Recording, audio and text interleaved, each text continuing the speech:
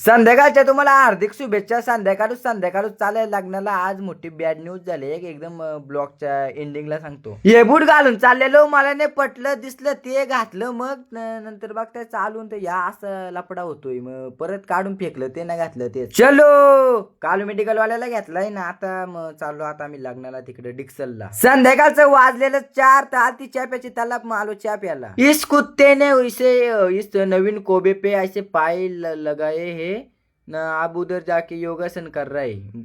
Gym बनानी आहे वाटतं. यो 102 पण बोलतो मी. आता चाललाय काय बोलतो, काय नाही रे तो 102 आयटम बोलतो. अरे बा यो बोलतो त्यात काय मा पण 2 आयटम आहेत. यो करतो जिरली माझी आईला रे. पोरीशी बोलून झाला, गेला दुकानात त्या कपाशी केल करीत बसला ना. आता इशारे करतोय हाय काय हाय हाय. अरे काय बोलू ना काय राहू.